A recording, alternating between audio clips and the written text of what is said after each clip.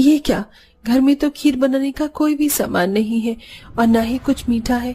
बस ही बचा हुआ गुड़ रखा हुआ है। अब मैं माता रानी को भोग में क्या चढ़ाऊंगी?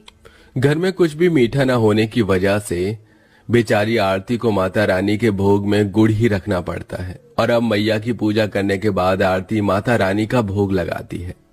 हे दुर्गा माँ, मैं भी तेरे लिए अलग अलग प्रसाद बनाना चाहती हूँ और हर दिन अलग अलग भोग का प्रसाद तुझे चढ़ाना चाहती हूँ। लेकिन क्या करूँ माँ, हर साल में सिर्फ यही सोचकर रह जाती हूँ, लेकिन कुछ कर भी नहीं पाती। दुर्गा माँ, तुम मुझसे नाराज तो नहीं हो ना? तुमसे तो हमारी कोई भी परेशानी नहीं छुपी, हर चीज पता है माँ तुम्हें। आरती की आंखों से आंसू छलकने लगते हैं कि तभी आरती के पड़ोसन नयनतारा आरती के घर आती है। ये क्या, इस साल भी तुम नवरात्रि में दुर्गा मैया की बड़ी वाली मूर्ति नहीं लेकर आए? अरे हम तो इस बार पिछले बार से भी ज्यादा बड़ी और सुंदर मूर्ति लेकर आए हैं दुर्गा मैया की। तुम्हारा मंदिर भी कितना सोना सा है, जरा हमारा मंदिर जाकर देखो, तारों के शहर की तरह टिमटिमा रहा है।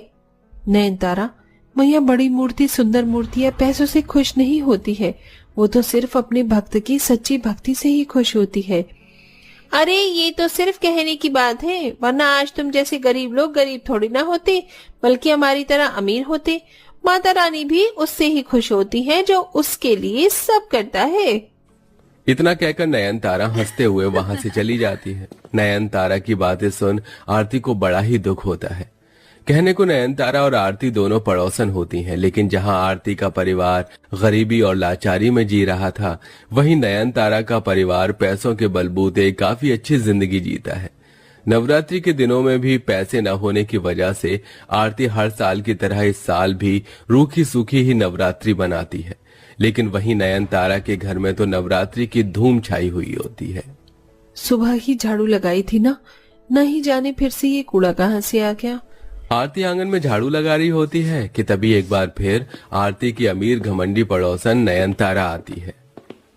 ये क्या आरती, नवरात्रि चल रही है और नवरात्रि में भी तुम ये अपनी पुरानी फटी हुई साड़ियों को ही पहन रही हो? मुझे देखो, मैं तो नवरात्रि के पूरे 9 दिन के लिए अलग अलग साड़ियां लेकर आई हूँ। आज मैंने ये ऑरेंज कलर की साड़ी पहनी है, सुंदर है ना? वैसे मैं सोच रही थी कि हम कन्या पूजन करेंगे, उसका सामान खरीदने के लिए तुम और मैं साथ में चलते हैं। ठीक है। नयनतारा आरती की हालातों से अच्छी तरह वाकिफ थी, लेकिन इन नवरात्रि के दिनों में भी नयनतारा बार बार आरती को उसकी गरीबी का एहसास दिलाना नहीं छोड़ती। ऐसे ही समय गुजरता है और अब कन्या पूजन के लिए सिर्फ 1 दिन रह जाता है। दुर्गा मैया, अब तुम ही कोई रास्ता दिखाओ। कल कन्या पूजन का दिन है, पर हाथ में एक पैसा भी नहीं है, इन्हें भी तनख्वाह नहीं मिली। अब मैं कन्या पूजन कैसे करूंगी दुर्गा मैया? आरती कन्या पूजन को लेकर परेशान होने लगती है। तभी आरती की बेटी रूपा आरती के हाथ में 70 रुपए देते हुए कहती है, माँ, मेरे पास सिर्फ इतने ही पैसे थे, तुम इनसे कन्या पूजन के लिए सामान ले आओ। लेकिन तुम्हारे पास ये पैसे कहाँ से आए? माँ जी, तुम मुझे कभी कभी चीज खाने के लिए 1-2 रुपए दे दिया करती थी ना, मैं उन्हें खर्च नहीं करती थी, बल्कि अपनी गुल्लक में जमाती थी। और आज ये आपको पैसों की जरूरत पड़ी तो मैंने अपनी गुल्लक तोड़ दी, उसमें इतने ही पैसे थे। अपनी नन्ही सी 7 साल की बेटी की समझदारी देख आरती की आंखों में आंसू आ जाते हैं और वो उसे गले से लगा लेती है। तभी थोड़ी देर में नयनतारा आती है और कन्या पूजन का सामान लेने के लिए आरती को अपने साथ एक बड़े से मॉल में ले जाती है। नयनतारा, ये तो बहुत बड़ा मॉल है, यहाँ पर तो सारी चीज बहुत महंगी होंगी। तुम्हारे लिए महंगी होंगी, हमारे लिए तो बिल्कुल सस्ती है। एक्सक्यूज मी, अब ये फ्रूटी की बॉटल, ये कुछ फ्रूट चिप्स के पैकेट, नूडल्स और ये चॉकलेट, इन सभी को पैक कर दीजिए। ये क्या नयनतारा, तुम कन्या पूजन के लिए ये सामान ले रही हो? कन्या को ये सब नहीं खिलाया जाता, बल्कि उन्हें तो हलवा पूरी सब्जी और छोले ये सब दिया जाता है। ये सब तो पुराना और गरीब लोगों का तरीका है। मैं अमीर हूँ और आज के जमाने के हिसाब से अपने कन्या पूजन करूंगी। वैसे तुमने यहाँ से कुछ नहीं लिया? ओह अरे हाँ, मैं तो भूल गई थी, तुम्हारे पास जितने पैसे हैं उतने पैसों में तो तुम यहाँ से एक टॉफी तक नहीं ले जा सकती। नयनतारा एक बार फिर आरती की गरीबी का मजाक उड़ाती है और सारा सामान लेकर अब आरती के साथ एक छोटी सी दुकान पर जाती है। भाई साहब, 2 10 रुपए वाले सूजी के पैकेट, 10 रुपए के आलू, 10 रुपए का आटा और ये काले छोले दे दीजिए।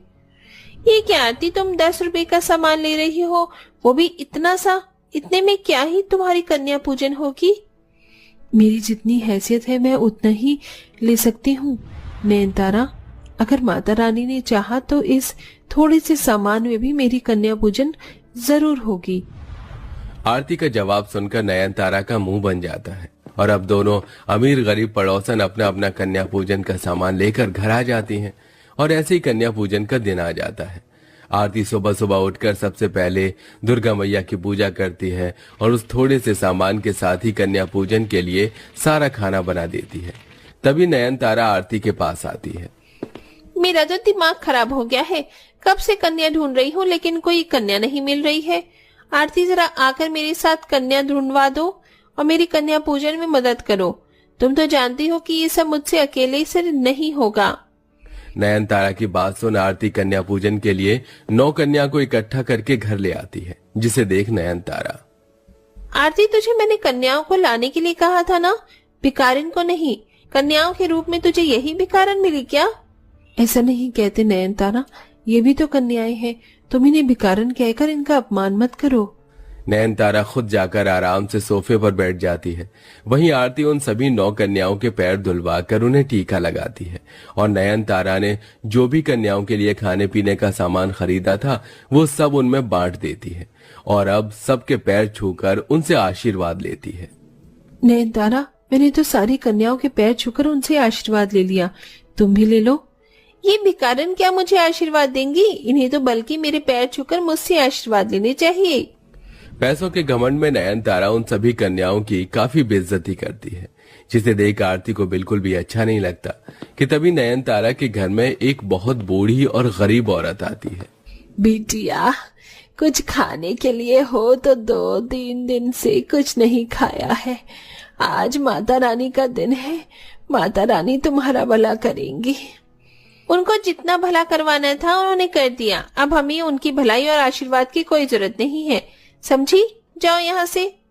ऐसा कहकर नयनतारा उस बूढ़ी औरत को अपने घर से निकाल देती है, जिसे देख आरती उस बूढ़ी औरत के पास जाती है। आपको भूख लगी है ना, आप मेरे साथ मेरे घर चलिए, मैं आपको खाना खिलाऊंगी। आरती उस बूढ़ी औरत को अपने साथ अपने घर ले जाती है और कन्याओं के लिए बनाए हुए भोजन को उस बूढ़ी औरत को खिलाने लगती है, जिसे देख ऋषि धीरे से आरती के कान में कहता है, आरती, भोजन तो पहले से ही कम बना था और तुमने भी ये सब इन्हें खिला रही हो, ऐसे तो कन्याओं के लिए क्या ही बच पाएगा। आप उसकी फिक्र मत करिए, अगर माता रानी ने चाहा तो हम जरूर कन्या को भोजन खिलाएंगे। बूढ़ी औरत आरती का बनाया हुआ कन्या पूजन का सारा भोजन खा जाती है। बिटिया, ये भोजन बहुत स्वादिष्ट बना था। मैया करे तुम्हारे घर में कभी भी धन दौलत खाने पीने की कमी ना हो, तुम्हारा घर खुशियों से भरा रहे। इतना कहकर बूढ़ी औरत दोनों पति पत्नी को आशीर्वाद देकर वहां से चली जाती है। तभी अचानक 9 कन्याएं आरती के घर पर आती हैं। मैया, हमें बहुत भूख लगी है, हमें जल्दी से खाना दो, आज कन्या पूजन है, तुमने खाना तो बनाया है ना हमारे लिए? सभी कन्याएं खाना खाने के लिए जमीन पर बैठ जाती हैं। वहीं आरती और ऋषि जानते थे कि कन्याओं के लिए बनाया हुआ भोजन तो खत्म हो चुका है, जिसके चलते दोनों पति पत्नी काफी परेशान होते हैं। तभी आरती जैसे ही अचानक खाने का बर्तन खोलकर देखती है तो वो बर्तन पूरा का पूरा हलवे से भरा होता है, जिसे देख आरती काफी हैरान होती है। ये क्या, हलवा तो खत्म हो गया था, तो ये बर्तन कैसे हलवे से भरा हुआ है? ये दोनों बर्तन भी पूरी और छोले से भरे हुए हैं। लगता है ये माता रानी का ही चमत्कार है, ताकि उनकी कन्या हमारे घर से भूखी न जाए। आरती और ऋषि मिलकर अब सारी कन्याओं को भरपेट भोजन खिलाते हैं और साथ में मिलकर दुर्गा मैया की आरती भी गाते हैं और एक एक कर सभी 9 कन्याओं से आशीर्वाद लेते हैं। जिसके बाद अब जैसे ही 9 कन्याओं के जाने के बाद पूरा परिवार खाना खाने के लिए बैठता है और बर्तन खोलते हैं तो उन बर्तनों में खाने की बजाय सोने के सिक्के, हीरे, जेवरात और ढेर सारे पैसे होते हैं। मैया, आखिरकार तूने हम गरीबों की पुकार सुन ली है। मैं समझ गई, उस बूढ़ी औरत के रूप में कोई और नहीं बल्कि तुम ही थी। तुम हमारी परीक्षा लेने के लिए आई थी मैया, और हम इस परीक्षा में सफल भी हो गए। बोलो साची दरबार की जय। उन पैसे, सोने और हीरे की मदद से आरती के परिवार की जिंदगी बदल जाती है और अब वो गरीबों की दलदल से निकलकर एक अच्छी जिंदगी जीते हैं। साथ ही उन पैसों से अब आए दिन गरीब और जरूरतमंद लोगों के लिए भंडारा करवाते हैं। लेकिन वही नयनतारा को उसकी करनी का फल मिलता है। नयनतारा के पति अर्जुन का बार बार बिजनेस में लॉस होता है और एक वक्त आता है जब वो दोनों अपना सब कुछ खो देते हैं।